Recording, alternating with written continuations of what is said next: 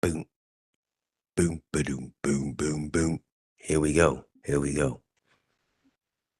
It's gonna take a minute. Yeah, I still got the countdown going, but now it's coming through.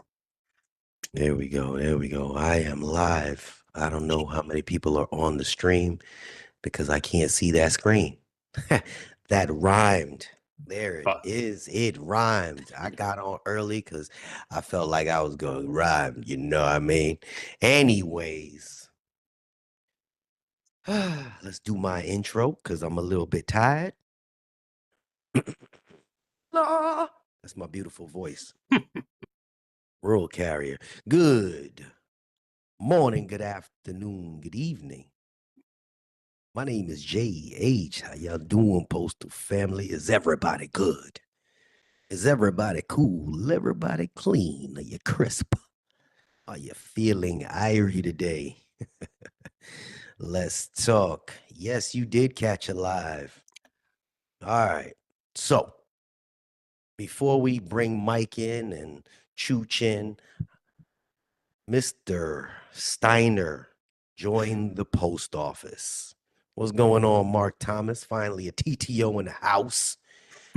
All right, we're gonna say hello before we get into the meat and potatoes, and then we'll let Mike rattle off some information for the carriers. Yazimi, first and foremost, let me say hello to Mr. Johnson. How you doing? Danny, what's up? You Chooch, you're on screen. How we Kurt doing? Fox, thank you for stopping in.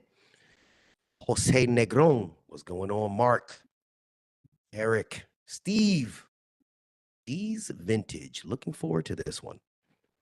TTO in the house. That's what's up. Luther.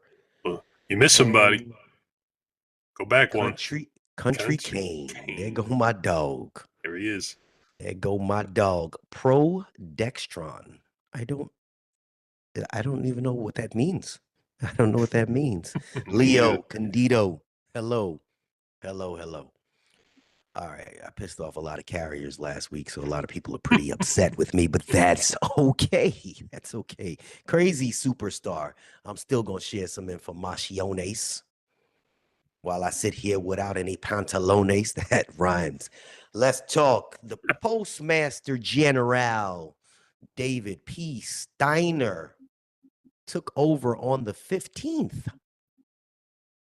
It's a name from back in the day. Okay. He took over as the 76th PMG of the United States Postal Service.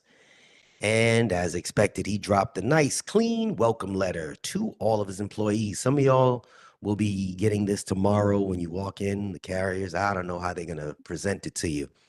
But if you think that was just a feel-good speech, think again. It was just one of those things where he says, thanks for having me. It was basically his roadmap, a warning, a mission statement, basically disguised as a hello, here I am.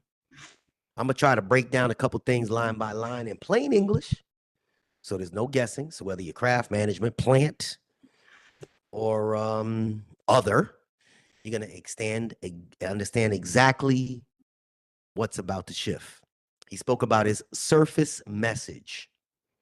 It starts formal. He's honored. He respects the Postal Service, blah, blah, blah. But that's standard. He says, I believe strongly in the role of the Postal Service as a pillar of the American democracy and economic infrastructure. That sounds patriotic, but that's not for us. That's for the people sitting in Congress, Wall Street, and the big business. Basically, that's him saying, don't worry, I'm not here to tear it down. I'm here to rebuild it stronger and make it profitable. Read it for yourself. Then he says, the strength of the Postal Service resides in our structure as a self-financing entity. Those are his words. That's important because right there he's telling you this is not about public funding or bailouts. It's about revenue, margins, and profits. Sounds like business to me, right?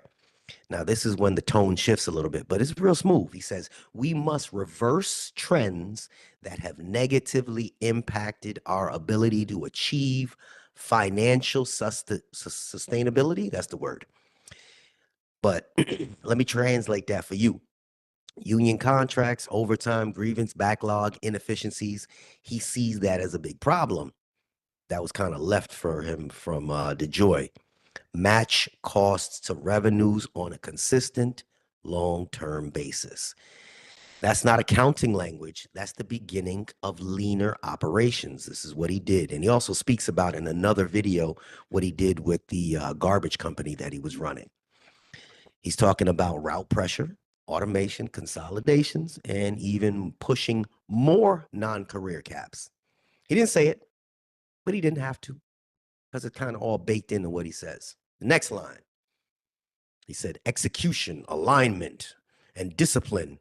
Those were his words. Discipline to drive operational efficiency. Again, y'all heard me talk about him before. These are his words. Execution, alignment, and discipline to drive operational efficiencies. That's basically get in line, follow the plan, or get replaced. And that's not just talking about craft. We're talking about management. Yes. Page 2. It's 2 pages. Somebody sent me the whole thing. He talks about culture. I talk about that all the time. He must have been listening to me. Reputation, brand. He says, my aspiration is that every employee can be proud of their work at the end of the day.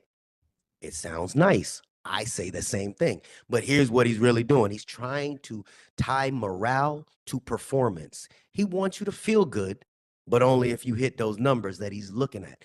He's not talking about improving your conditions. He's talking about giving you more help.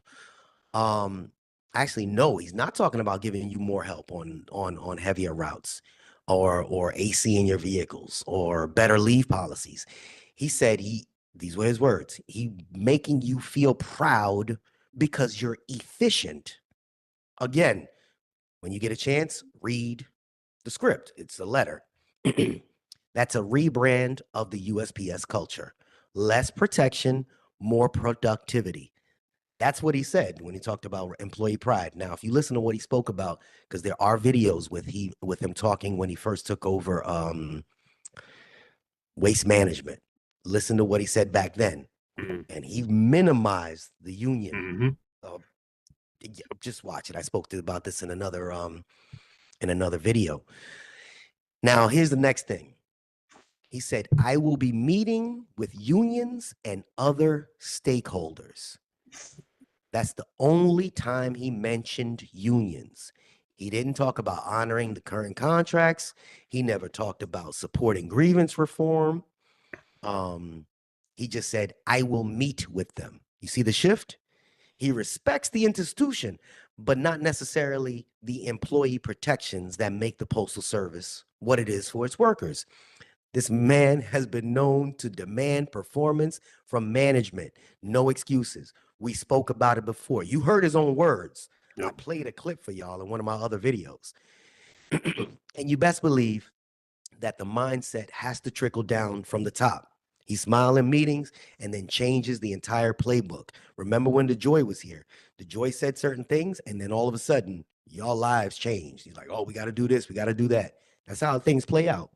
The unions, if they're not ready to respond with real leverage, not resolutions and letters, he's going to take and bulldoze right over them and claim financial sustainability. That's what they talk about.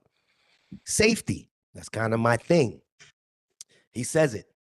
Please always be safe yourself and demand safety from your colleagues. That sounds strong.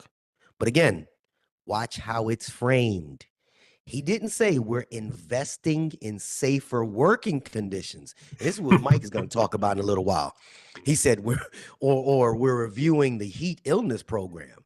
Yeah. He pushed the responsibility to you, peer-to-peer accountability. You know who did that? Amazon. We just had that little shorts video yesterday. I think I posted it. Amazon. So now, while it sounds empathetic, it's really a public relations safety thing that he's doing to cover himself on paper. And if something happens, he's already said safety was priority, but he didn't promise to act on it. So his opening statement, which all you guys will eventually hear, I'm assuming when they play it on your screens in the plants or whatever, they're supposed to share it with everybody.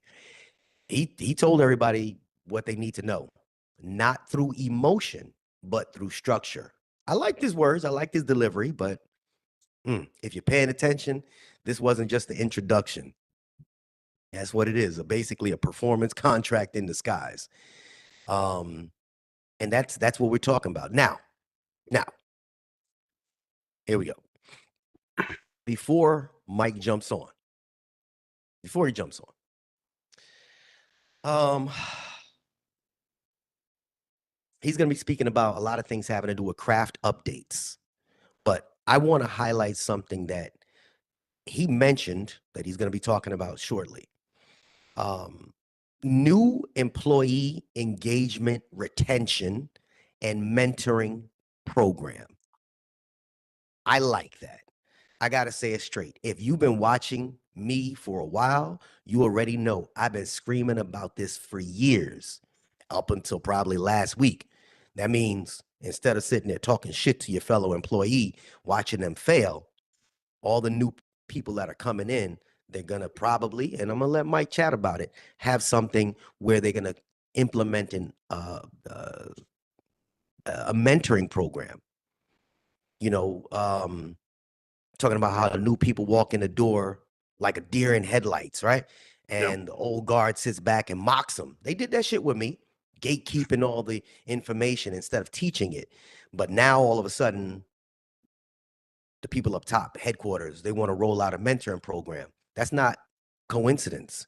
That's years of people that have been championing and beating the drum like, yo, we got to do something, because they're spending a lot of money doing this with employees. You know, people come in, they leave. And I'm not going to shut up about what's broken. So before anybody throws their hands up saying that nothing's changing, this is your proof that people are listening. And you don't have to like how Jay says it. That doesn't make me wrong. And just because you like how someone else delivers their messages on another channel, that doesn't automatically make them right. This is bigger than our feelings. This is about progress, which is what we wanted, changing this culture. Let's get into it. I told Chooch earlier today, there was a girl that came to she was getting hired. She did her orientation. She went out on a shadow day. She said it was too hot. She said she needed to go back to the plant, back to the station. She went back in 2 hours. She came back for a second shadow day. She said it was too hot. They brought her back. Now, she never made it to driving with me yet. They have to do their shadow day. Then the third time she went out, she said 2 o'clock. She said I had to go back. It was too hot. So the hiring coordinator told her, she said, well, you know, you can't move forward until you complete one shadow day. And the girl said to her, she said, this is funny. She said, well, I was told you guys have mounted routes where I can sit in the vehicle and just deliver mail. Hey, don't tell us no air conditioning. What the fuzzy, man? What, like, seriously, what? They don't have any idea. Now, there are people that come and apply. I don't know if they're reading. I don't know if they see you pulling up to a mailbox and putting mail in the mailbox and thinking, oh, that's easy, I want to do that. So the hiring coordinator nicely told her, she said, yeah, they have plenty of mounted routes, but you got to convert to career first. You got 2 years before you hit career. You might hit PTF status. Then who knows how long before you actually hit career status full time. And then at that point, you're at the bottom of the seniority list. So you're probably looking at a good 6 years before you're able to bid on a route that you can just sit down in a vehicle. And the lady just resigned at that point. She did. Smart move. It's funny. Yeah. Some stations don't even have that sit behind the wheel and reach out the window. Some do. Some stations don't have anything even remotely like that, depending upon where you're at in the country. Well, I definitely need something like that because I can't. I got bad ankles. People coming on here with these restrictions. Listen, Mike got a lot of stuff that he wants to talk about. Some good, some bad. I don't know. What you got to talk about there, Mike? Welcome. Thank you for stopping by. share some information. We got people that want to know about money first. No, you know what? Save the money. Save the money so that they stick around. They need to hear about some good information. Talk to us, brother. You want Mike me is to not- go in? Go ahead, choose. Mike is not my older brother, just so as anybody's wondering. We're brothers by Postal, but we're not blood related. Man, I gotta trim down this gray or something. I was out somewhere, I think yesterday or the day before, and with my kids, and someone asked me if they were my grandkids. I'm like, come on, man, come on. What's up with that? I'll be 45 in a few days, Mike. I know that I'm getting to that big 5-0 eventually. I hit it already, man. I'm there. Look at that stud on your left. That's 50 right there. Look at him. All right, go ahead. The floor is yours. Man, I appreciate you guys. It's just a lot going on, so I figured Jay asked me to come on and give an update to the letter carriers. I don't know what would apply to other crafts, what does or doesn't, but I'll get to the pay, I guess, at the end. But I took some notes here, so I'll go through them, and you guys jump in if I'm missing anything or there's questions or whatever. So, in the new contract, there's new overtime rules, and there's, as Jay alluded to, the new employee engagement, retention, and mentoring program, otherwise known as NERP. The NERP, the NERP, and the new overtime rules began on July the 1st. And so with the overtime, there's now 2 different lists where there used to be 1. So basically before, if you wanted overtime, you got on the overtime desire list. You used to be able to have a preference between working up to 10 hours and working up to 12 hours. Now there's no 10-hour preference. We gave that up. If you're on the list for regular day overtime, that's overtime up to 12 hours on that day. Then if you're on the list for NS day, could be Sunday, could be the day during the week. That's just an 8-hour segment. If you're on both lists, you could be asked to work overtime up to 12 hours on an NS day and a regular day, only if you're on both of the lists. You can still be on the work assignment list for overtime on your own assignment on a regular day.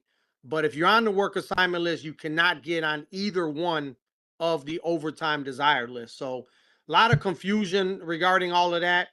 Unfortunately, they just they had a Q&A memorandum, memorandum 2011, and they put it out after July 1st and after, everyone had, you have to make those decisions 2 weeks prior to the quarter. So that's causing some angst amongst people. And then you have people that say, I was already on the list. Do I have to do anything? Well, the time has come for you to have made that decision already by July the 1st. So we'll see how that plays out. There's also the new rule regarding working over 12 hours in a day and 60 hours in a week. And the post office will automatically pay all employees, including PTF, CCAs, people not on whoever. If you worked over 12 hours in a day or 60 hours in a week, the new rate of pay is 2.5 times your base salary. So it's like a penalty plus. And there's no penalty exclusionary period. When we get into December, you can still make the penalty plus. Whoa, Hey, buddy. say that again. Yeah, there's Say no it again. penalty exclusionary period anywhere in the contract. So 2.5 times your regular rate of pay for any hours worked beyond 12 in a day or 60 in a service week, 100%, 12 months out of the year. So that the post office has to program their computers. And so That could take a while. well, in the meantime, they have to manually input the people that are going over, the 12 and the 60 so that they can go in and adjust their pay.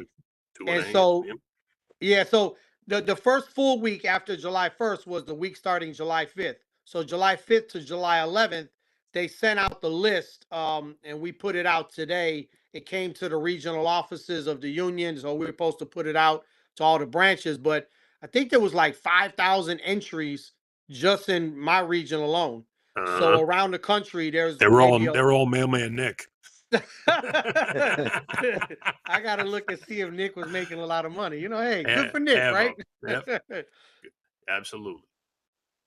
I got a Jay. question. Go ahead. So just to be clear, so that everybody is on the same page, just for clarity for me, typically during the holiday season, they stop with the penalty pay. I think it's usually around December 4th until like the end of December. It'll That's be what 2 they do pay with periods in APW. December. Yeah. 2 pay Right. periods in December, however Correct. that falls. So you're saying that's no longer in the NALC contract. That's what I'm you're saying that no, the penalty is so penalty overtime twice the rate of pay for hours worked beyond 10 hours in a day, 56 hours in a week. You know, penalty overtime, that exclusion is still in there. What I'm saying is for the double time and a half, they didn't put an exclusionary period in there. No, That nobody said there's interesting. an exclusionary period. So so Oh. during December, you get time and a half up to 12 hours, and then after 12 hours, 2.5 you'll start times. getting 2.5. You'll go from time and a half Wow. to 2.5. I like them apples. Yeah. Whoa. Okay. Okay. Steiner's going into the computer right now. No, fix it. So while you continue to talk, I want you to do some math on the side, Matt, just to tell me what the pay rate would be, just in general on the side. Let Mike finish up. That way I can use those numbers later. I want to see what that look like. Well, at top pay, $40 an hour, Mm. that's $100 an hour. Boom. Damn. Yep. At top pay. Yep. At top pay. So I mean, most people are not making top pay nowadays. So, but anyway, Okay. but you can still choose. You want to do the numbers, man? Go ahead, brother. You know, But we all want the to talk different about somebody steps. make like the base pays. What are the new CCA? That goes for CCAs as well. Yeah, it does. So like a 21. So I'm gonna get an into hour. that, man. But dude, Go ahead. we just got and I got to come back to this NERP, but we just got update. So there was 3 things that were supposed to happen as a result of the new contract. So they implemented the contract March 21st, and those 3 things, and I think APW has something similar. There's a time frame for them to implement certain things, and so 3 things that they were supposed to implement, they did already. And the 3 things were step P got the $1,000 raise. So $1,000, if step P is the top step, you got an extra $1,000 built into your salary. They did that. CCA's got a 50 cents raise. They got that. The third thing was that the lowest step is now step B. So they eliminated the bottom 2 steps, really, because we had a double A and we had an A.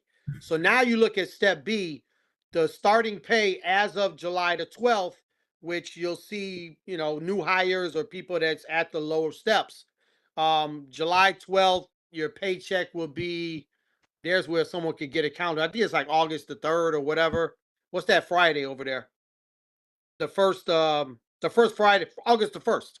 Yeah. On your August the 1st check, if you're at the lowest step as a career employee, it goes up to $25.67, which is a lot higher than what it was in the old contract. It was like 22 something. So it's a big increase for starting pay as a career employee. Of course, we're still very, very, very salty about the fact that level 6 clerks are going to be, they're already at 27.28, but with their new contract with APW, they're going to be over $28 an hour. So we're still starting as a career letter carrier like $2 plus less than your starting, you know, clerk, level 6 clerk. So that's a problem, but it's still a significantly higher pay. And the CCAs are still at $20.73.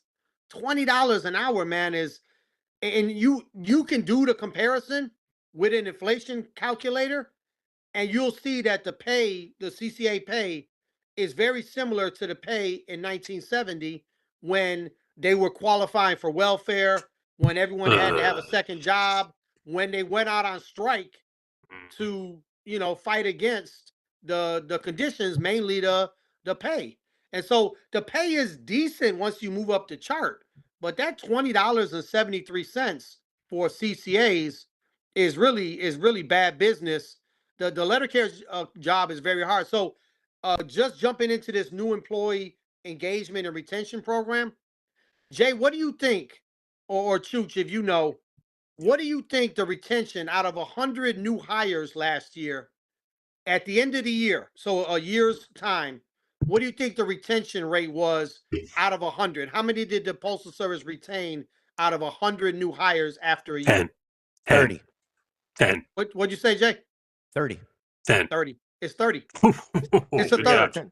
It's a third. And that's in the letter carrier craft. And I think it's a lot higher in the other crafts, but in the city letter carrier craft, it was a third. So I would have liked to see them come up with better contractual provisions. I hate the probationary period. I think when you start as an employee, it should be about training. And one of the things, here's another question for you. What is the paces? Like, how fast do you have to walk? What is your paces per minute standard as a letter carrier out there on the street? What do you think it is? There's no such thing. There's All no the such seasoned thing. letter carriers know There's no there's no such such thing. But when you got a new employee, they're constantly telling them they're not moving fast enough. Hustle, it's like, hustle. what the hell is fast enough, And really, you're teaching them bad habits. You're focusing on the speed versus the service versus being safe out there. You're not learning the job the right way. So that I would like to see change. The pay I would like to see change. And then there's some things like, for example, we got in the contract now under Article 8.3 that you're going to get your schedule. You're a new employee, right? So you don't have a regular schedule. You're going to know your schedule. It's going to be posted by the Wednesday of the week prior to the service week.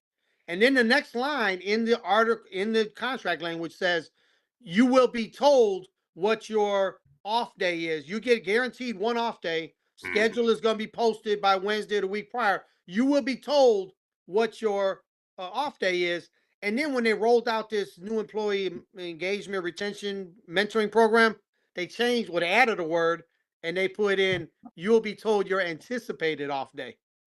An anticipated off day has way less value than an off day, because now it means that they could change it, and really, I might as well work. If I don't know I'm going to be off so I can make plans and be sure about it, I might as well work and make that money. And what they have in the NERP is a lot of work hour restrictions at the beginning, like not to work the hell out of the people, even so much that when you're on your training days, which you're on the job trainer, you're restricted to 8 hours, which is weird because if a route is 8 hours, if I'm a trainer, I can't do the route and train you in 8 hours. It's almost always overtime because now I got 2 tasks. I got to deliver all the mail and I got to train the new employee. So by restricting that to 8 hours, it kind of doesn't make any sense. And it just, so let's go to the mentoring side. The mentoring side is where, hopefully this thing will take off. And like you were saying, Jay, we really do need to change the culture, welcoming the new people. We want you to stay. The burden, there's too much mail. We need people, we need people. So the mentoring program, there's supposed to be mentors in every office. They're supposed to get training. And so that mentor is supposed to be a resource for that new employee. If they're having issues, if the supervisor is telling them, you're not fast enough, maybe the mentor can give them some tips. Try it this way. Maybe do this or whatever. So hopefully that aspect of it, will be good, and we'll see how that plays out. But when do they plan on doing that? So it's in effect as of July the 1st. They're doing nationwide training. They had like a trainer in Kansas City at the end of June. And then they have one person from each district from the NALC and the Postal Service that's doing the training. Of course, in classic Postal Service fashion, they mostly been doing all like Zoom trainings. And man, Zoom trainings, people not paying attention. Yeah, they don't watch. They're doing other shit. They caught me on the training yesterday. I was with the kids because I'm on leave this week, but I was with the kids, and one of the kids was talking about something, and all of a sudden the whole meeting got quiet. I'm like, what the hell's going on? And then one of the kids goes, "It's not on mute." I was like, oh shit. But them Zoom trainings, they're not as valuable as in person. But anyway, they don't engage with them either. But they took questions, so it wasn't the worst thing in the world. But it's better to be there face to face where you can look at the materials and you can kind of get a good feel for what it is, that kind of thing. But anyway, it's something. They did have the training, or they are doing the training. They should be done with the training by the end of the month. And then There's going to be joint retention teams. It's actually voluntary, but hopefully there'll be joint retention teams in all the districts. And that's a way that we can kind of hold the Postal Service accountable for the provisions that are in the NERP program, which include, like, you know, on your first day of work, they give you a tour of the facility. They introduce you to the union steward, to the supervisor. You know, they show you your locker. They give you a satchel, dog spray, you know, just real basic stuff that you would think that they're doing anyway. But because if they had to write it down, that tells you that they were not doing it in a lot of locations. So anyway, this program is officially in the contract, and you know, hopefully it'll be successful and help with that retention rate. So we'll see. You want me to go back to the pay stuff?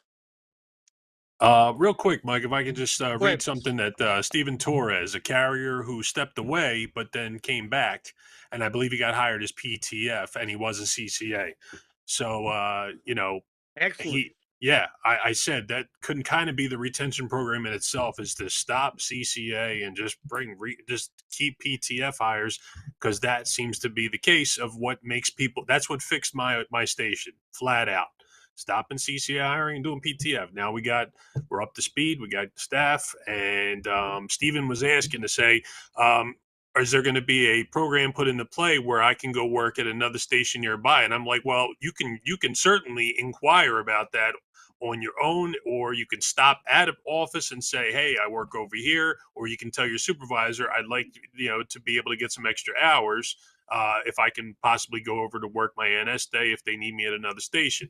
That's happened plenty in the past. And I know that along with a lot of the things that new carriers just seem to miss the mark on, is just having that general information to say, if you need that extra time, if you want to go somewhere, you are able. It's just a matter of your station manager, your postmaster saying that they're going to do the legwork for the hours that need to be recorded wherever you do go, and to make that connection from person A and to person B at that other station. It can happen, and it's not really even a program more than it is just an inquiry that carriers can do. But maybe, like, can there be something to say that if ODL guys are not getting their NS day like they were hoping to get, can like word get out somehow through all this wonderful new technology we have to say, this station over here on Johnson Street needs somebody to come in and do an NS day. So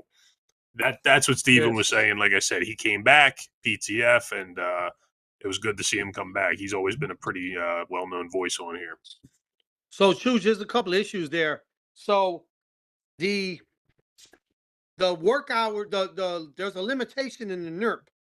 And one of the limitations is that you cannot be you have to work in your work location. Right. They were having this problem with them sending out new employees. But I don't know if this brother will be considered a new employee or not. The way they word it is, if you worked before, you would kind of pick up where you left off at. Right. So if you already had 6 months before, they're not going to treat you as a new employee. But if they treat him as a new employee, they're not going to let him work in another office per the terms of the NERP. So that's kind of like a problem in the language where it should be flexible. Yeah. And maybe it's not. The other issue, you brought up the whole PTF thing. So the all career model, like I guess where you work at, you guys are in the all career model. Mm-hmm. I have like 45 offices in Illinois where I'm the business agent in the all career model.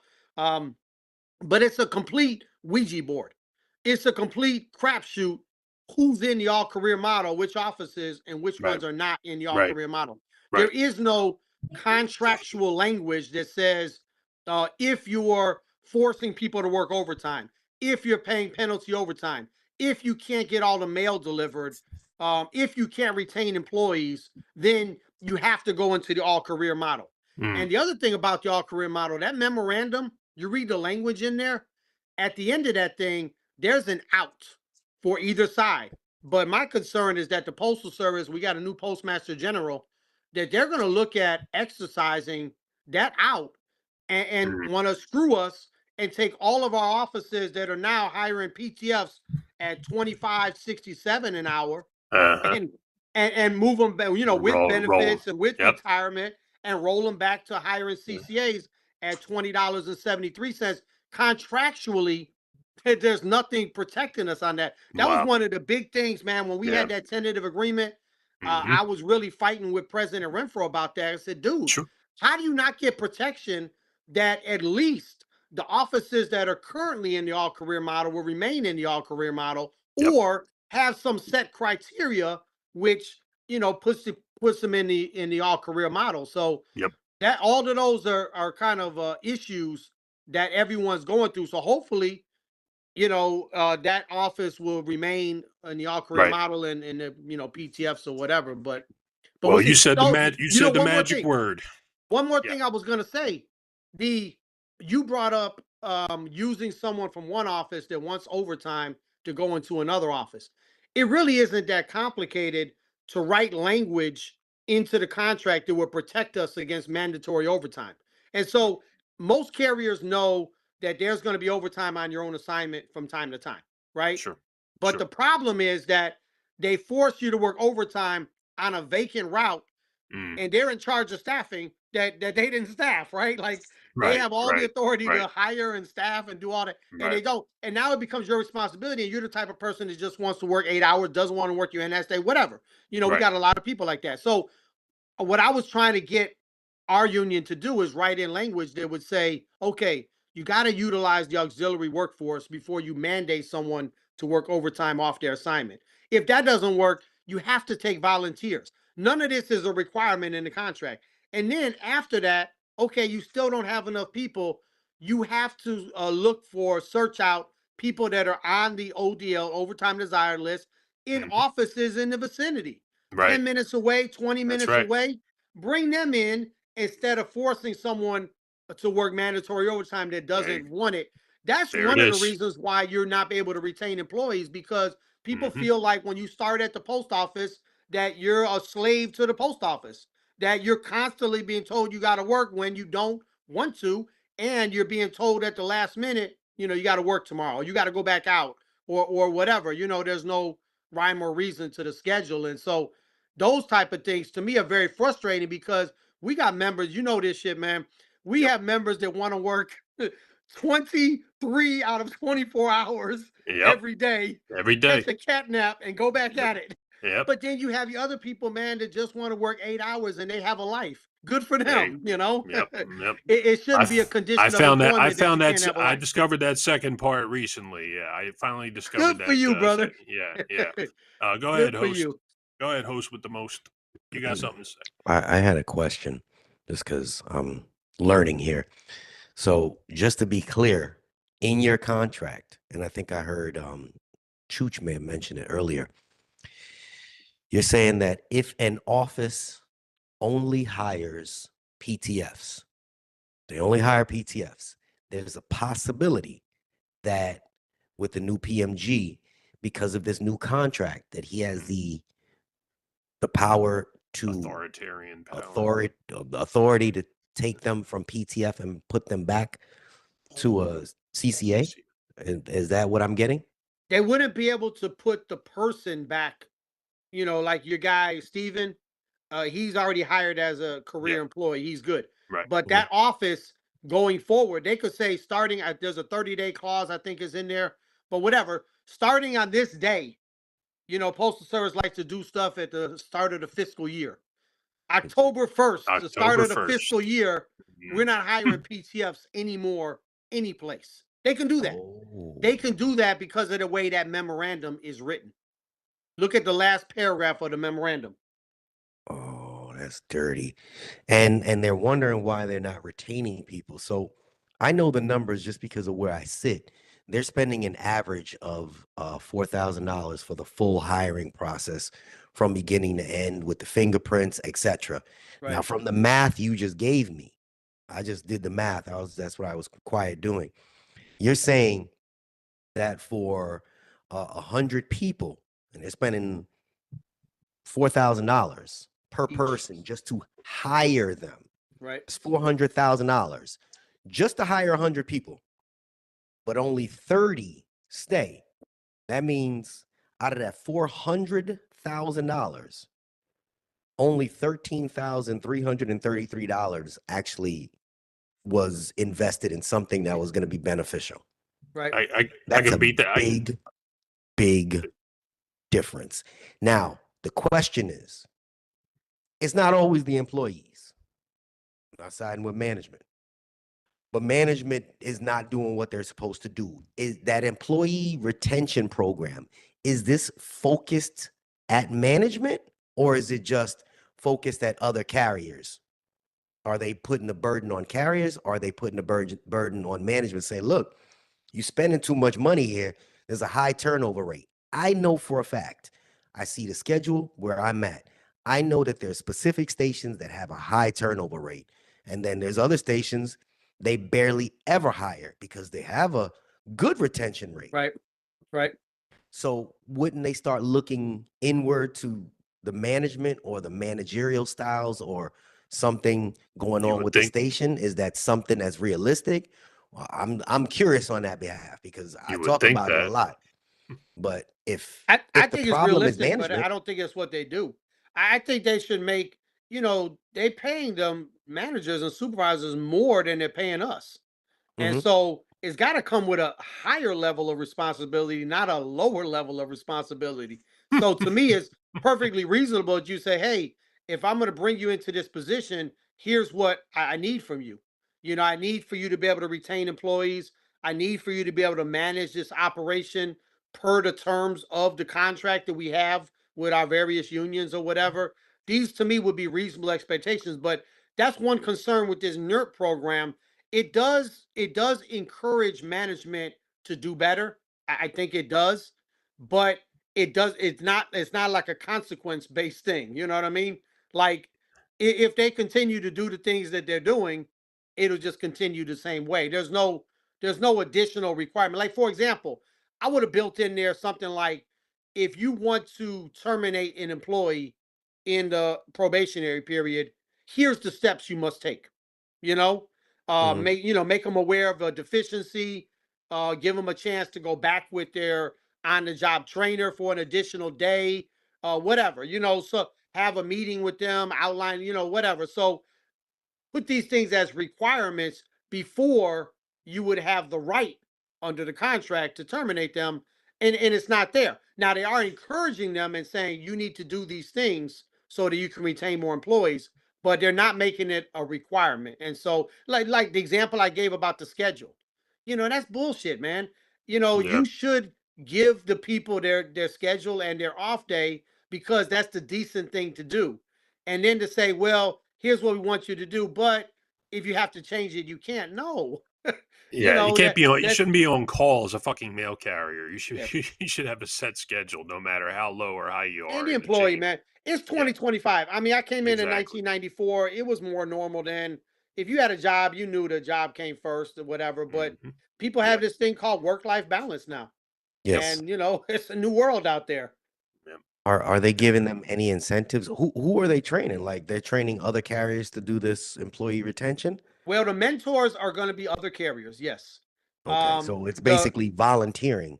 Yes. Are they getting paid more or no? No. I don't want a damn penny for it. Man. I just want to make people better. I honestly, like, I understand everybody wants an incentive, but like carrier incentives are, we were talking about that earlier about like management has money in their back pockets to say that carriers are supposed to be getting some kind of incentive, and I've seen it done in small dribs and drabs over 19 years, but never consistently. Like, hey, here's a gift card for all the carriers or for these particular, whatever it may be. Anytime that something is done for an individual besides a million-mile award, like with a carrier, everyone is sour grapes about it. So it's like either reward the room, communally by doing something, or forget about it altogether.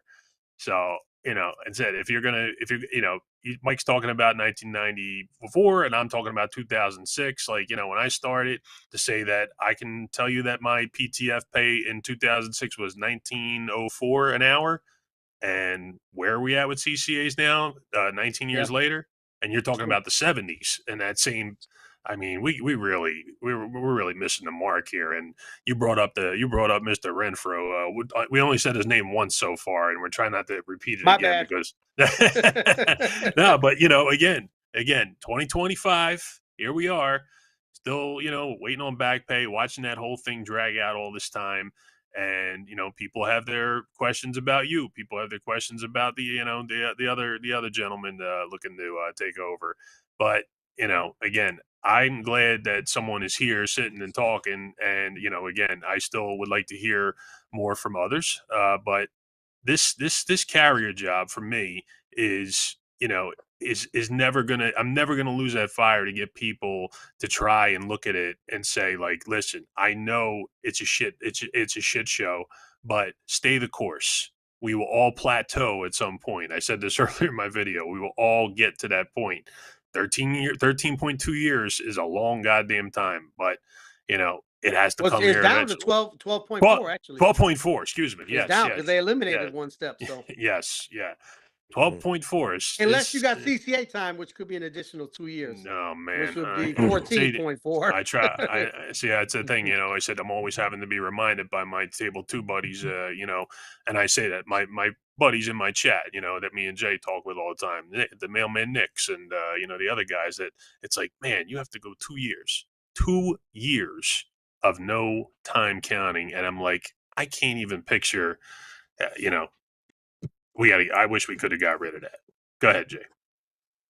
All right. Gotta So raise his hand on his own show, man. That's crazy. no, it's behind the scenes because they can't see what I'm doing back here unless I talk. That's why I got to set up like this. Two You guys can blabbermouths. see everything. They can't. Yeah. But I want you to I don't want to interrupt you too much, but I know that a lot of people were talking about the retirees. That's a question that I had. Retirees will get the back pay as well if they were here during those periods, correct? Yeah, it's real messy, man. And the longer the back pay period goes on, the messier it is. So the back pay, let me just say, Postal Service has told us that they anticipate everyone will get the back pay on their August 29th check. And the amounts are going to vary widely.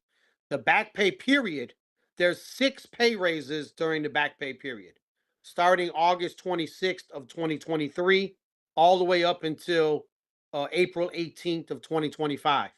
During that time, there was 6 raises that we didn't get that we got later once the contract was implemented. And so those go back, and then they got to go back per pay period and say, here's how much you made. Here's how much you should have made. Here's how many hours you worked, overtime hours, penalty overtime hours, whatever.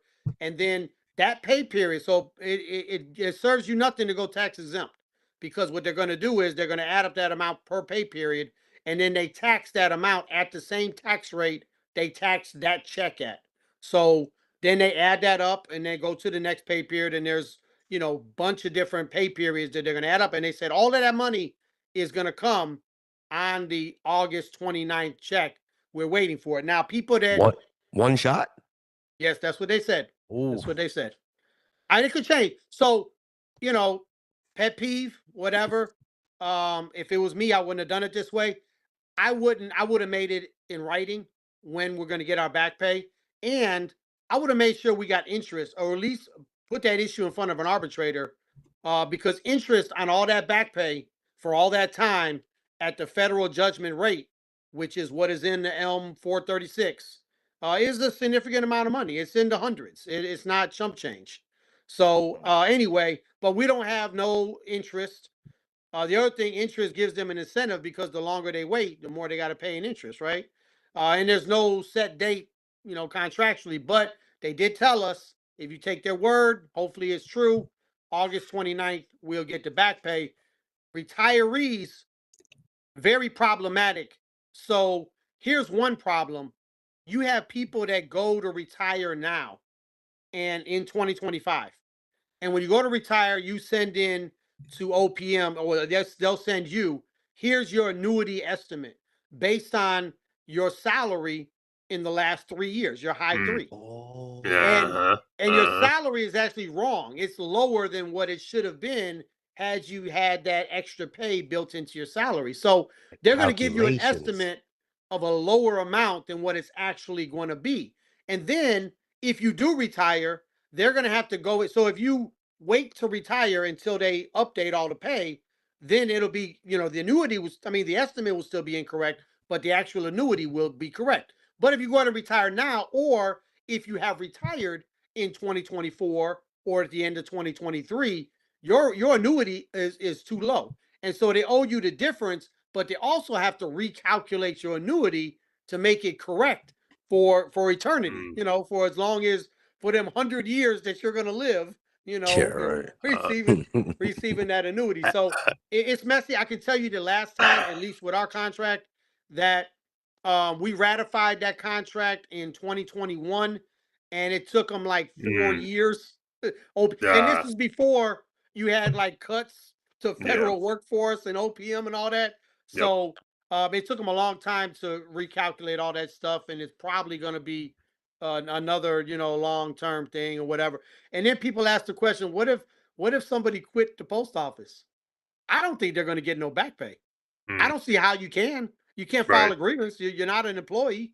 You don't work there anymore. Now, if you went into another craft, we have people that worked as letter carriers during the back pay period, but then went into another craft.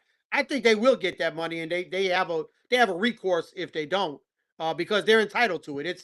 It's any hours worked in the letter carrier craft between August 26th of 2023 and April 18th of 2025. You are entitled to back pay. So hopefully all the people will get it. But that's the update on the back pay. They announced the COLA. I don't know if you guys haven't went over this yet, right? July 15th. Yeah. So yeah. They're 5 months in out of the 6-month COLA projection, and the American Postal Workers Union has a contract that says the COLA amount, everybody gets that amount. The cost of living amount is added to your salary. The National Association of Letter Carriers has a diet COLA, which we hate. We hate. And so the estimated amount now, as of now, like I said, 1 more month to go, and this will come on the first check in September, it will be $728 at the top step, but only $459 at the low step.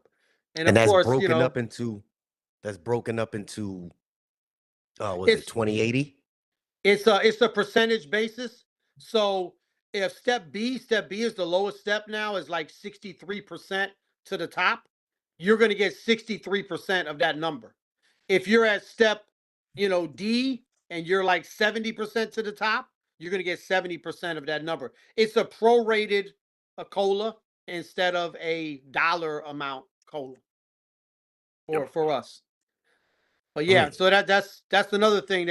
So the reason why, Jay and Chooch, the reason why the level 6 clerk starting pay is higher than the carrier starting pay is because every time there's a cost of living allowance, the APW contract, they get that full COLA at every step, including the lower step. They get that amount. And so over time, that they inch up, and their starting pay is like, like $3 an hour more as a clerk, which, for us, Chooch, man, that hurts our feelings, man. Yeah, fucking ain't right, it does. I mean, August 29th is 32 days away, folks. Hang tight and keep your prayers up. Let's hope that's the day. I really hope it is for everybody, not just me. Hey, Jay, can I do a quick campaign promo? Hey, absolutely. It's on point with this August 29th. So, running for president, as I'm sure everyone knows, there's this on here. We're going to be doing nationwide fundraising, raffling off some big ticket items that somebody's going to win, and it's going to be during the month of August, leading up to the back pay, because we know everyone's been broke, but hopefully now people have a couple of dollars, they can get some raffle tickets, help us out. We're also looking for, and I got a lot of people that are helping the campaign, so they try to paint, because I don't have this big ticket, different candidates. It doesn't mean that I don't have a whole big campaign that's working together to try to get me elected as the president. There's a lot of people working. I don't pay them. These are people that they want to see me as the president. And it's like, let's go. And I appreciate it. I love them for that. So reason I say that, if you guys can help out and sell some raffle tickets, we're going to take care of the people that are helping us out, giving them little, gifts and trinkets and stuff, and, things for their station and their co-workers. We got magnets, we got buttons, we got caps, we got whatever, right? We'll take care of you. But if you can help, send me a message either through the campaign website, careforprez.org, or put it in the comments. Send me an email, careforprez@gmail, and just say, hey, I'm willing to help. I can sell some raffle tickets or things like that. We want to build this nationwide. We want this election to be decided by the members of the union. We don't want nobody telling you guys who your president or anyone should be. We want you guys to make that decision. And in order to be a candidate, we have to raise a certain amount of money. And so I'm just asking you guys, if you want to see that happen, help us out. We do appreciate it. And that was it. That was all I had. That's it, man. No more campaigning. No, absolutely, absolutely. I appreciate just on a neutral level. I appreciate the fact that whether it be yourself, Henry, or Corey, that you all are at least focused more so on the craft workers. That's something that me personally, I've been fighting for as everything USPS. The craft workers feel like their voices haven't been heard. And now, whether the crafts are arguing with each other, like, the carriers like to argue with each other, this is going to be press, this is going to be press. I don't care about that. They at least know that somebody that's up top is thinking about them. The real concern is once you get up top, whether or not you remember them, because they need somebody there as their voice. You know what I mean? So I just want to make sure that I put that out there. I truly appreciate that. I have we don't like to muddy the waters with too many opinions. That's Renfro. Remember those words. I remember them well. Yeah. We don't want to muddy the water. You mean you don't want to listen to your employees on the ground asking and not demanding, just suggesting, and maybe a little demanding of you what mentioned Renfro this time. You did it. Fucking ain't right. I did, but I did. Man. That's two. That's two. I have swear. Put money in the jar. Money in the jar. I have somebody, Jonathan Smith, coming on tomorrow evening, and he's for the APWU. So he's very fired. If anybody watches somebody, he's a ball of fire. He's gonna be talking about his vision for the APWU. So y'all want to watch tomorrow, feel free. I will be speaking a little less. I got a medical thing I'm doing tomorrow, but he wanted to talk, so boom, let him do his thing. You've been hearing that people have been passing away from this heat, sir. What you gonna do about it, cousin? What you know about it? Talk to me, Mr. Caref. I was wondering who you're going to on that one. Right. So the Postal Service has this heat illness prevention program that in previous years they were supposed to, every employee was supposed to watch this 20-minute video and then answer some questions to make sure you understood what are the signs of heat stress and heat illness while you're out there. Well, they shelved that this year. Their program, and just keep in mind, there's no contractual requirement and there's no legal OSHA requirement for a specific heat illness prevention program. So the Postal Service really has been doing the minimum, but here's what they did this year. They put out a mailing, and they're supposed to be giving stand-up talks. They're supposed to be putting the information out, which does include the key words, take breaks as needed. That's really the main thing that people need to understand. A break from the heat is a comfort stop. It's not an official 10-minute break. When you take a 10-minute break, you're doing whatever you want to do. When you're stopping working because your body is overexerted and you need to get either hydration or coolant immediately, that's known as a comfort stop in the lingo. It doesn't count as a break. It's certainly not a unpaid lunch or anything like that. And so the Postal Service has put out that language, take breaks as needed out there in the heat. So I think that's a very positive step. But we still have a lot of carriers that, especially when you're coming back to work, like if you've been off for a couple weeks or whatever reason, or the temperatures just spike and that first day is really hot or humid or whatever, new employees, whatever, you're just not cognizant of what those signs are of heat illness and heat stress. So I mean, we really have to make sure. I think it's an education game and it's an empowerment game to make sure that every carrier understands that they can protect themselves simply by getting into some shade, getting into some air conditioning, and remaining hydrated throughout the day. And as many times as you have to do that is as many times as you have to do that, Pardon me, Mike. depending on the Pardon day. me. I'm sorry, Mike. How long did you actually carry mail on the street before you took your position? Well, I was 15 years as a Okay. full-time carrier, but Thank you. keep in mind, And I still go back and carry my route question 1 answered. week That's out of the year. that's all I needed. I wanted to make sure that someone in the All right. comments saw that you put in 15. They're saying they have 6 years in as a regular, and they're calling you out for saying, you know, you couldn't handle carrying at this point No, in your that's not life. the case, man. And Yeah. I'll come on the show in my uniform because I go back and carry my route. I got Route 16, 22nd Street Station in Chicago, and I Cool. just do this voluntarily because I want to, I don't want to lose touch. I want to make sure I know what's going on. I like being on the workroom floor. I like being a carrier.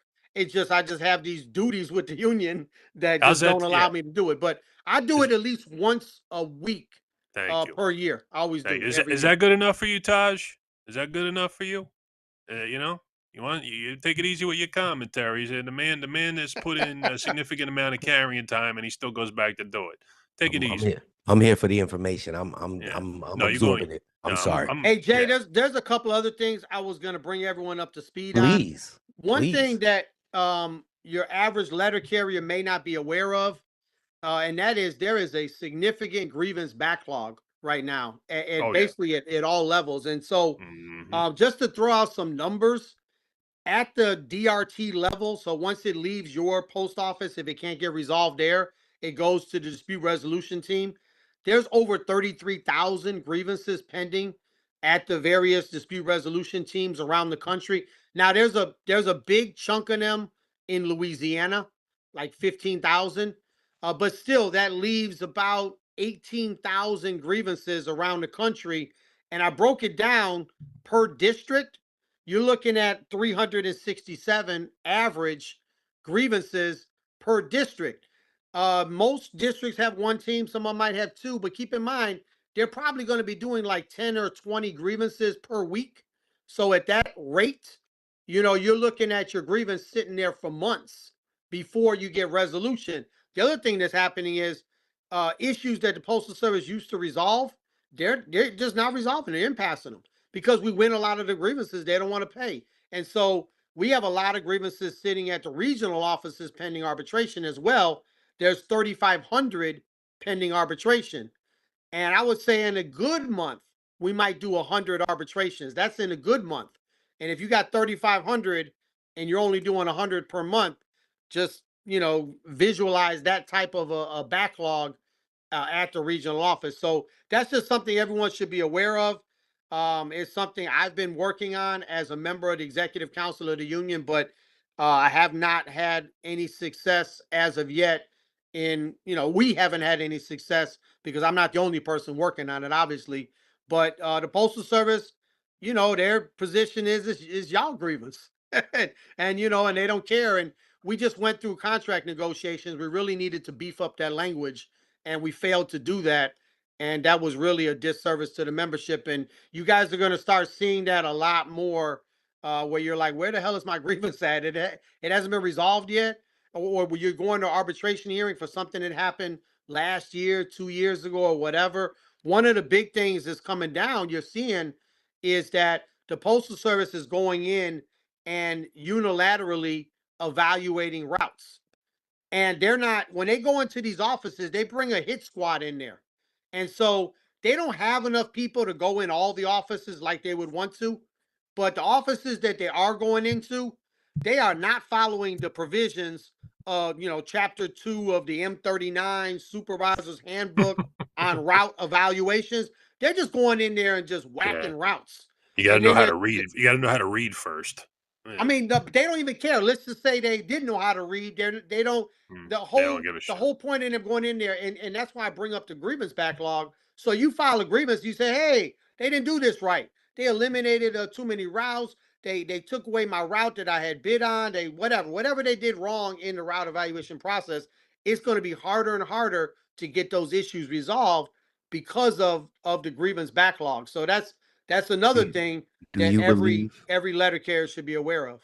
Do you believe a lot of that has to do with the data that they're collecting through their scanners? No, honestly, No. I don't. Really? I think that it's just based on, so the Postal Service, they count the mail volume, and the mail volume is down as far as first class letters, which is traditionally the amount of time, the thing that would cause you more time on the route. And so there may be other factors, including the parcels or whatever, that may offset that. But in their mind, they think that we're out there stealing from them. That's what they think. They're like, I'll y'all out make there bullshitting yeah. on the dime, and I'll make disbelievers out of them one way or another. I mean, again, I have told my story several times. I said what my current stops are. I said about my growth that I've had over the past couple of years, and I said, like, I believe that 99% of the time I'm timed for a proper 8-hour day, if not going over. And I don't face too much resistance. I don't know, because we are a mom and pop shop still. We're not SNDC. We're there's talks of us always going into the SNDC nearby. But for the most part, the routes stay what they are. And if anybody knows anything about management and the amount of routes in the office, the complement and the pay rates, for how many routes in the office translates to what the pay rates, for management is, and the level of office. So what is it, Mike? Like 15 routes or over. Yeah, level lit. Yeah. So if you cut routes and they don't want that to happen. So there's this kind of like, double-edged sword working here where, like, yeah, the outsiders want to come in and cut routes, but the management, the middle management, the people on site, they don't want to see them lose routes because their pay could go down. Their level could go down. But Jay, what they think is upper management. What they believe is that the operations people, they kind of run the Postal Service. They believe that we're cheating them every day. Oh yeah. And if the supervisor is not giving us extra work from another route to make up our 8-hour day, they're in cahoots with us too. That's what they believe. Okay. Yep. That's what they believe, and it's not really based on any actual data. Like I say, other than the mail volume going down for first class letters. Got to do So- 6-day inspections. Got to bring back 6-day inspections. I The do only have way a to truly question. see it. Good. If they follow Now- the process, but I'm telling you, man, they're going in there and they're not following the process they're just hacking it whatsoever. up. Yeah. And they're like, go ahead, file a grievance. Mhm. You file a grievance yeah. and you got this grievance backlog. And Shoot if and first. when you do get this thing resolved somewhere down the road, a year later, 2 years later, or whatever, the damage been done, man. Yeah. Shoot first, ask questions later. That's what they do. Yep. Is there a rule if a carrier wants to work at another office that needs help on an NS day? Like, suppose my NS day is a Tuesday. No. And I want the other office, which is, I guess, close to it, as a full-time carrier, can I help the other office? No, there's no rule prohibiting it, but there's no rule saying here's how it's gonna go. Yeah. So who would, if they say, hey, we want Jay, they're not gonna say they want Jay, I'm trash, but we want Jay to come over. He's not working on Tuesday. Y'all got no work over there. Can he come over here to office on Elm Street and help us out? If that's the case, that office that's on Elm Street would have to pay out of their budget, right? In theory, the carriers that work on Elm Street could file a grievance and say, hey, that's our work.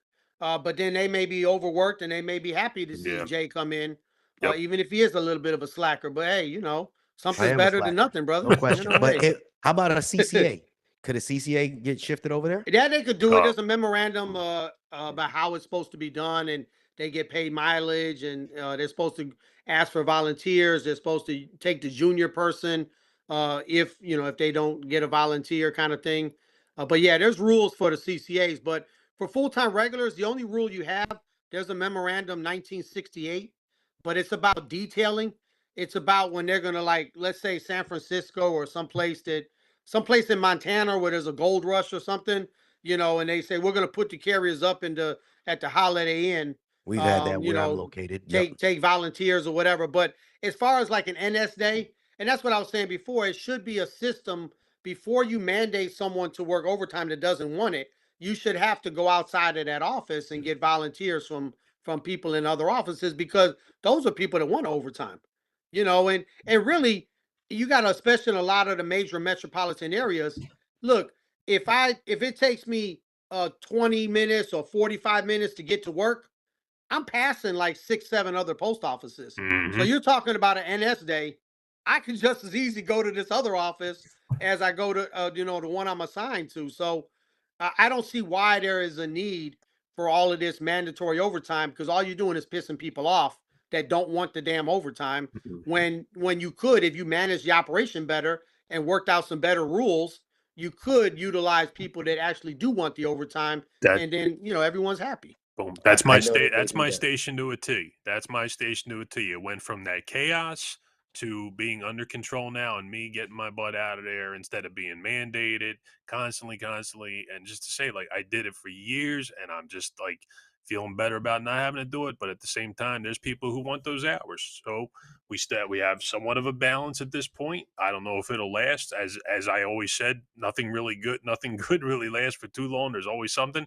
Guys are going to retire pretty soon, and we might just go right back into that same process again. It's never a timely, it's all cause and effect, he said, and then it gets ugly fast. It takes a while to get it clean, and it gets ugly fast. That's kind of the tradition. That's what we want to get rid of. Yeah. So I have a question. Obviously, I got questions as a person that don't carry mail. I want to emphasize that for the smart asses. Because y'all got so much going on there, the workplace should be improved. That leads me into my next question. You see, I see the segue. Beautiful. Genius. I had it on my list too, brother. Go for it. The joint workplace improvement project is in the new contract, and the new contract started on March the 21st.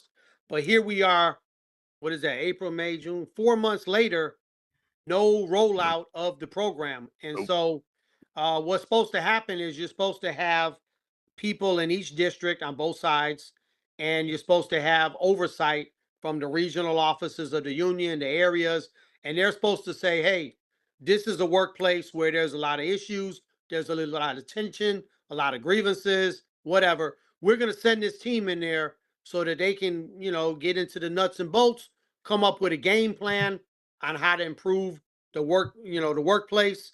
And when they do that, then we can hold everyone accountable to whatever that plan is.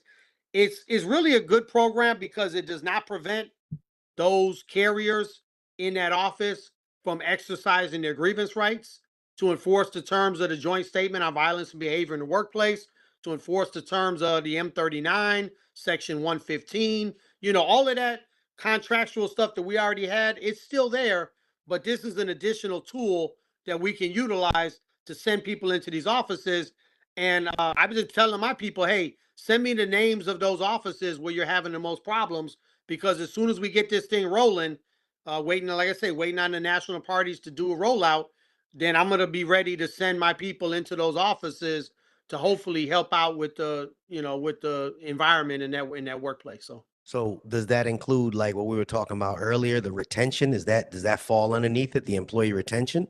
I don't think that's one of the criteria. I have to go back and look. They list the criteria in the memorandum, but it's mainly criteria is hostile work environments, grievances. Oh man, that's a big one. But it might have that in there as well. If you have, if you can't retain employees, that might tell you something about the work environment as well. So I have to go back and review that to be sure. But you could Google it. It's the J. They call it the J whip, and you can see exactly what the language is.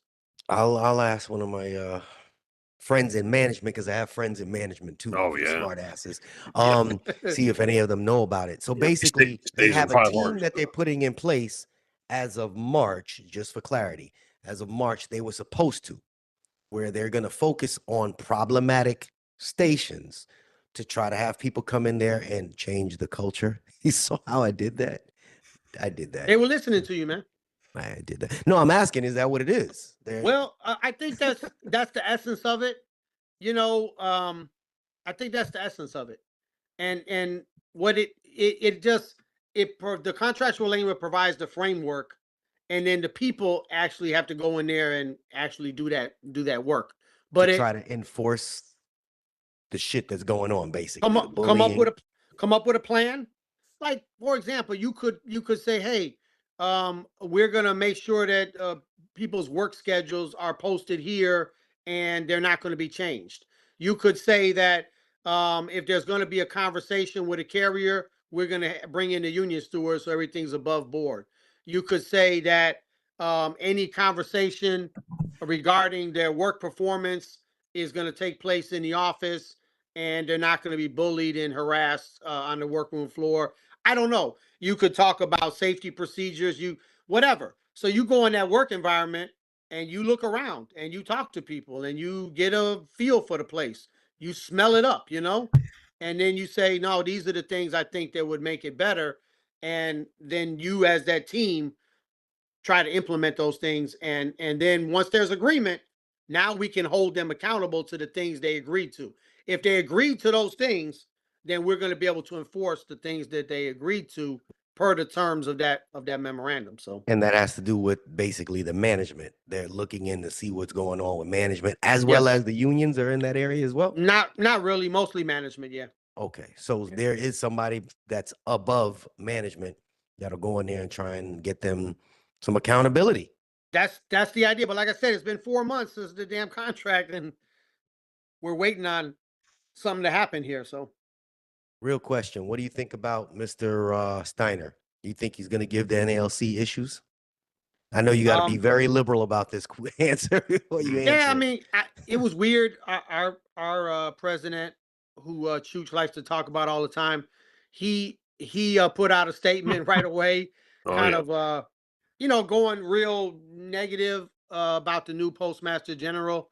And I thought that was kind of weird because, like you said, you got someone coming in, whether you like the person or not, they are going to be, or they are now, the postmaster general. So I wouldn't go off the cuff and say, blah blah blah. But I am concerned that this is a person that is going to be looking at cutting costs. And I think there's a lot of places to cut costs that don't negatively affect the craft employees, as you say. Right. But I'm not so sure that's where they're looking, and that would be my concern. Just reading that letter, I'm like, he didn't really say you guys are doing all the work. We're gonna try to help you guys out and run this place more efficiently. It's not exactly the way he worded it. And then he made mention that the Postal Service is under the executive branch of the government. There was a line in there, and I said, I don't know if that's a code word or what exactly that one means, but yeah. So there's definitely some things to be leery about, but I mean, we were very leery about the Joy when he came in. I didn't even notice that. I didn't even pay attention to that part. It's in like the second, third paragraph toward the beginning. It's something about the executive branch or something like that. He refers to it, but yeah. So anyway, it's obviously yet to be seen, but we'll definitely be watching that situation. And there's, even though they weren't able to get anything into that budget bill that just passed, there's a lot of people still in the government that want to downsize any form of the government, including us. And so my concern is, are you going to make every effort to get all the mail delivered? Do you come to a conclusion at some point, hey, we tried to get the mail delivered at the regular rate of pay, but we're not going to be paying overtime to get the mail delivered, right? And you have staffing issues in the offices. I don't know. I don't know what's going to come our way, but it would be naive of any of us to think that there's not more shoes to drop and more things that are going to be coming our way. And hopefully we can get in there and be part of that discussion. Because like I said, man, there's so many things. I mean, management, you look at the hiring process. You look at how much money they're paying out in overtime penalty, this new rate of pay. You look at how much they pay out in grievance settlements. You look at how many supervisors. I don't know in the other crafts. There's twice as many supervisors over letter carriers now Yep. than there was like 10 years ago. It was a Twice as ratio. many. It was a ratio of, it used to be like 4 to 1, and now it's like 8 to 1 or something like that. It's The crazy. other way, it's like 8 to 1. It Eight- used to be like 8 to 15 to 1. Yeah, even higher. Yeah, even it was higher. like Yeah. 17 to 1 or whatever, and Yeah. now it's It's, like, it's you pure know, insanity. It's pure insanity. so how much money are you wasting there? You know, like Mhm. how many how much inefficiency you have built in? But like I said, is that what the new Postmaster General is going to be looking at? No, I want don't him to know. look at. Yeah, I hope he takes a good, hard, long look at that fucking number before he comes anywhere near the carriers. I believe the carriers have staying power, and you know, as I put my head down to the chat continuously and see, you know, monetary. Everybody and their mother, you know, that obviously is saying like this is just not enough. We just don't get enough. How could you live on $20 an hour and change? How could you know? And then some people are saying $40 an hour at the top rate ain't enough. I disagree with that depending upon where you live and how you live. That you know that should be a little bit more of a controlled number than 20, obviously.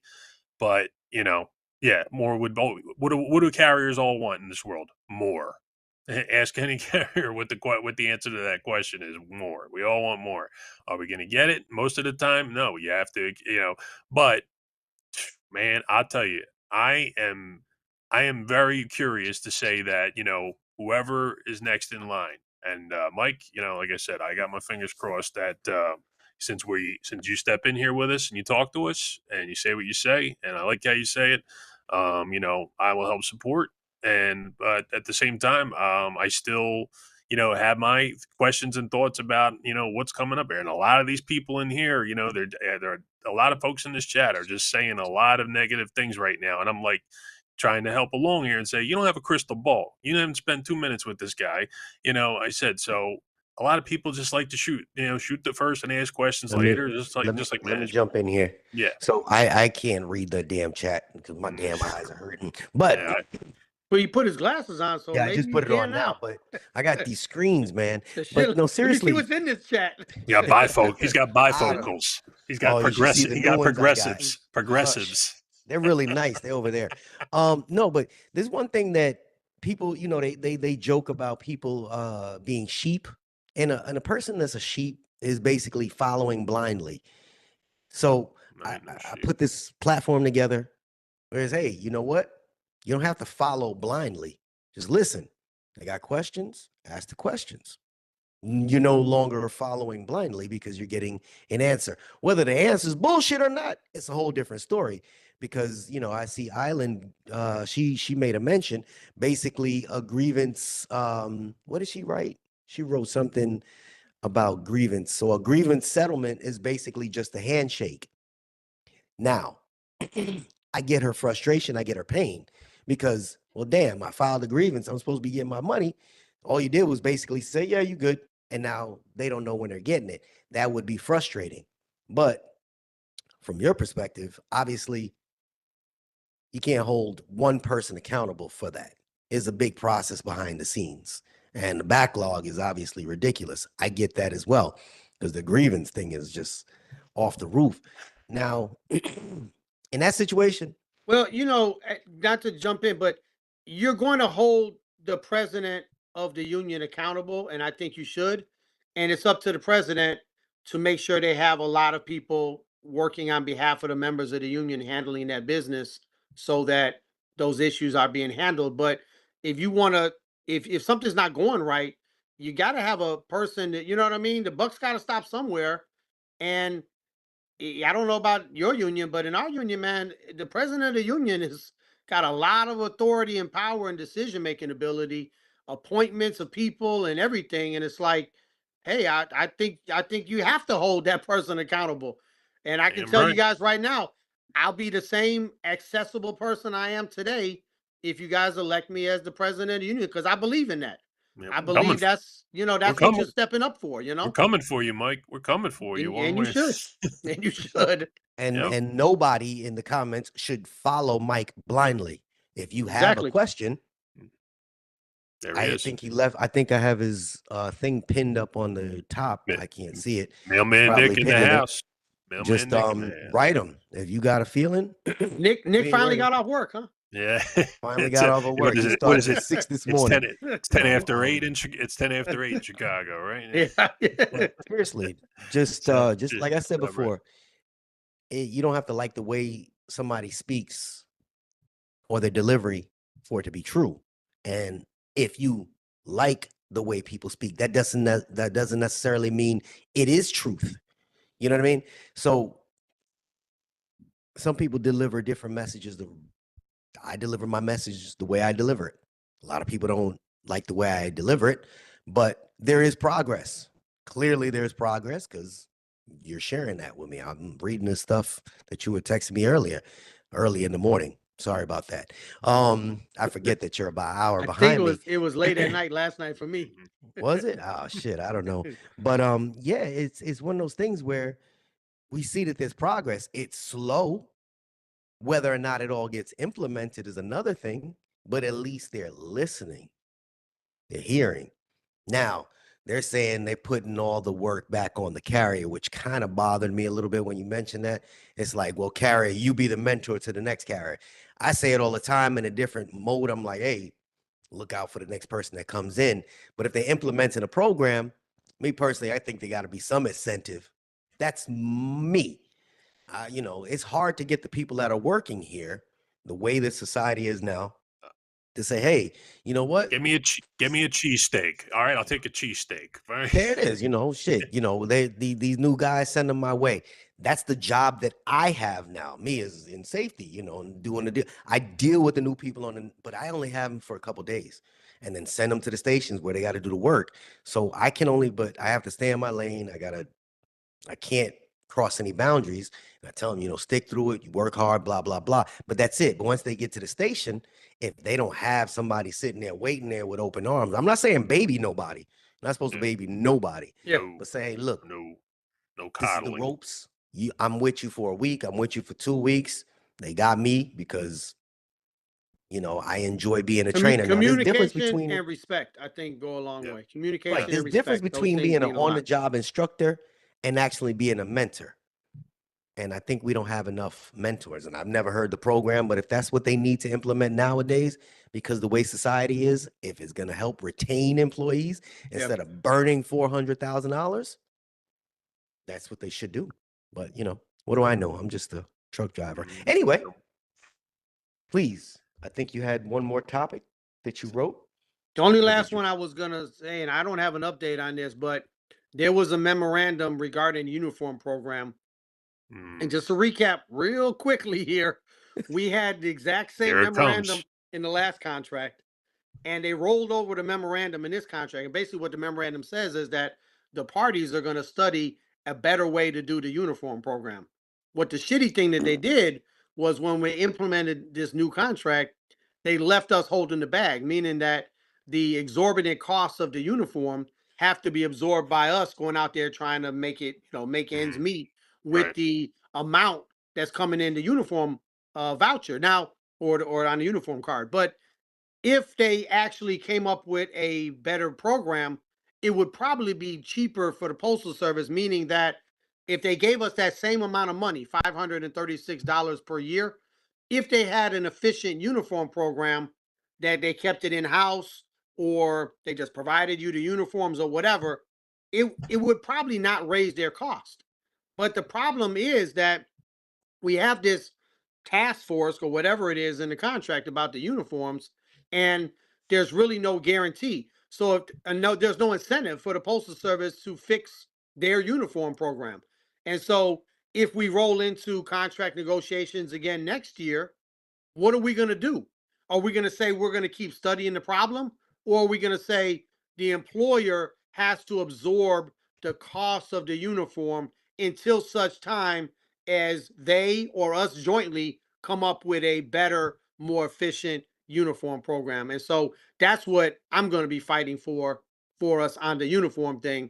I think it's ridiculous that, you know, we come into a job and we have to absorb those costs, or we can't afford to get the things we need to be in proper uniform and in equipment to do our job. But anyway, that was the last thing I had on the list was the uniforms. Mike, is it this is a rumor mill, or is this true? As far as you know, did one company buy out all the uniform companies and created this monster monopoly, as my man Dre's pointing out?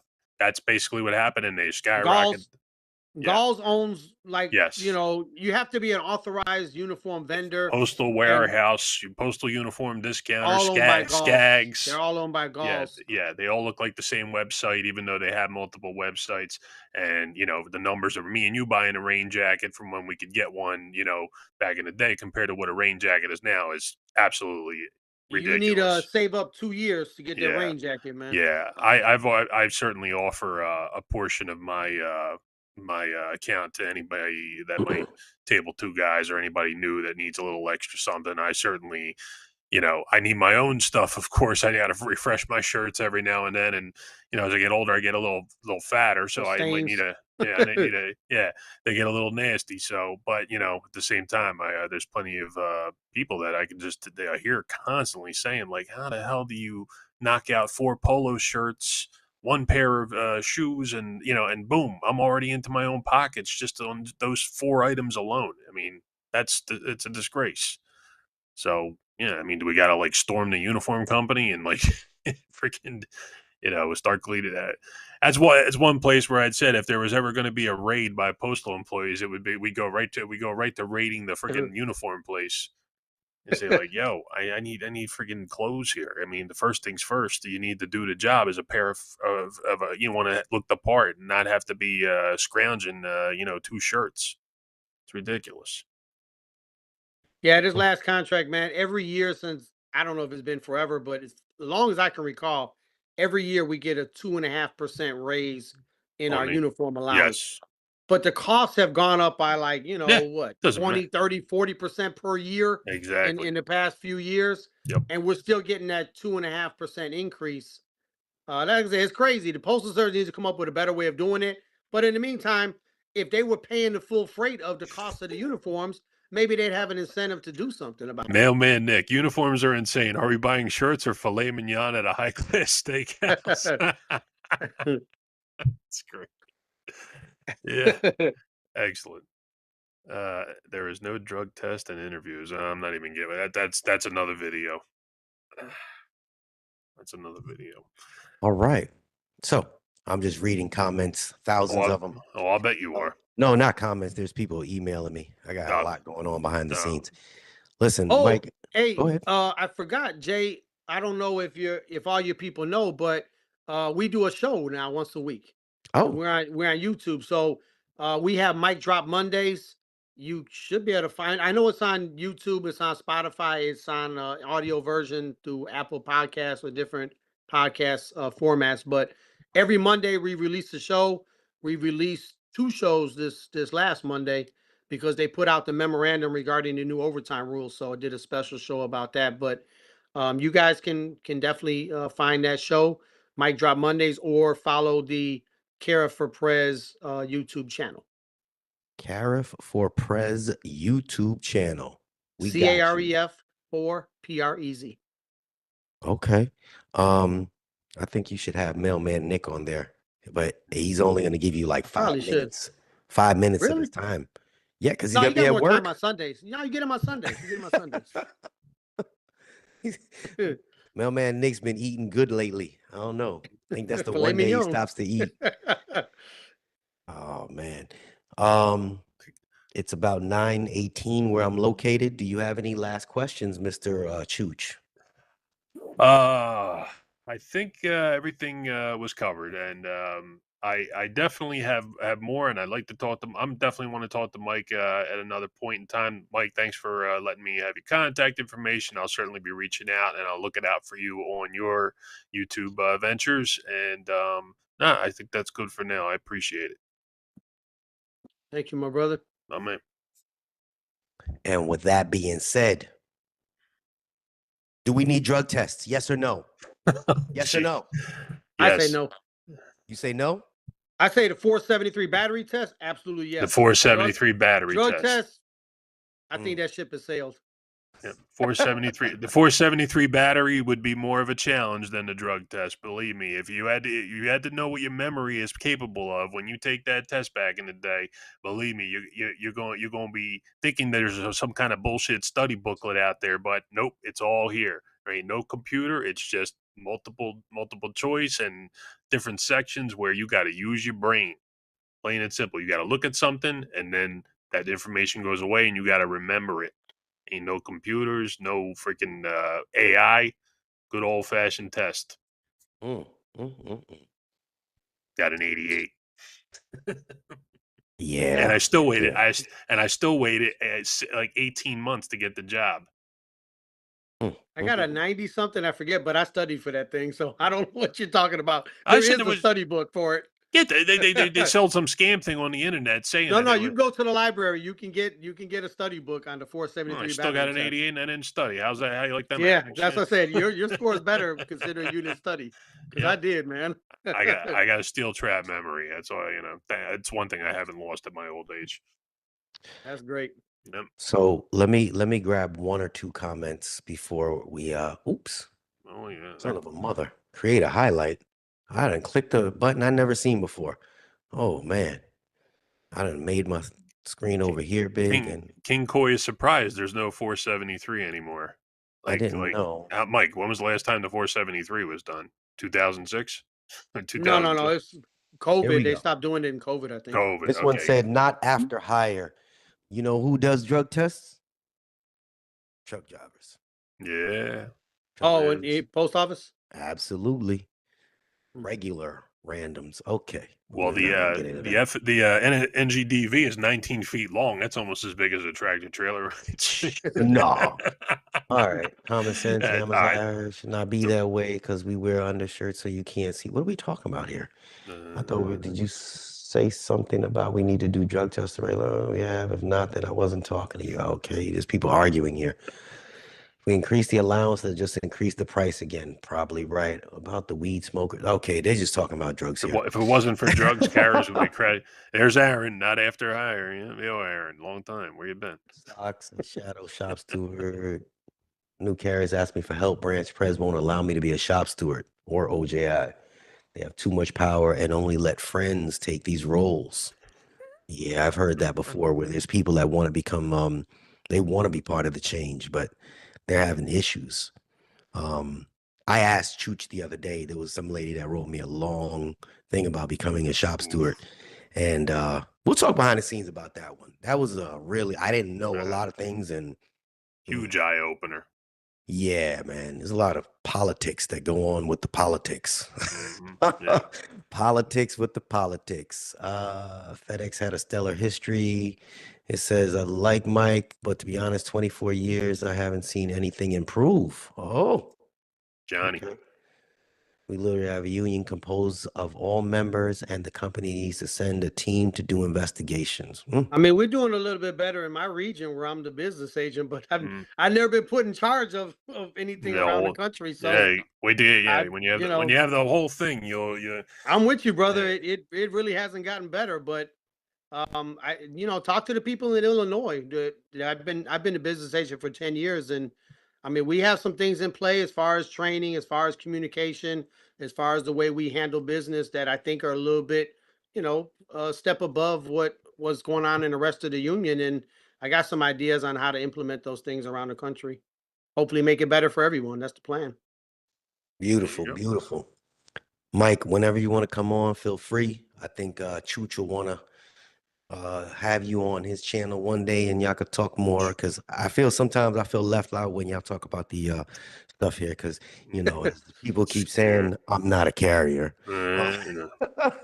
No, but yeah, I like what I hear, but my opinion doesn't matter in this situation. What I do like is that people are actually coming together or at least speaking about coming together to try to create a better environment.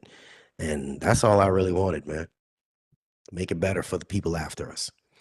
All right. Absolutely. Chooch. Yo. Anything? No, I'm done for the night. My man is up there waiting for me. I got a call tonight. Appreciate Mr. it. Yeah. Caref, would Little you like to chooch. close out, sir? I'm good too, man. Just if you guys need me, I'm easily accessible. Everything is Caref for Prez. Facebook, YouTube, TikTok, careforprez at Gmail, careforprez.org is the website. So Okay, I'm here for you guys. I will create a TikTok if you get on TikTok and do the latest trend. Whatever. God. Please. Whatever it is. I check with the kids. I could probably do that, man. It's just, whatever. I'm just kidding. I swore I'd never do it. I'd never do it. The latest trend. I always tell my kids, I'm got me a Facegram and an Instabook. No. It's you put on YMCA and you do a dance where you look like you're boy. Oh man.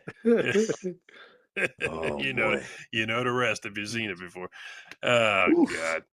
Nonetheless, my That's man, Chooch, Mr. Thank you, Caref, everybody. we appreciate you stopping by. Whenever you get a smorgasbord of information, feel free to stop by. And anybody that is in the comments that wants to reach Mr. Caref, please look him up. I think I have a pinned comment with his how to reach him at the top as well. All right. Awesome. That being said, this is JayH. That is Mr. Chooch, and that's Mr. Caref. And we are out. Good night. Good night, y'all. Take it easy.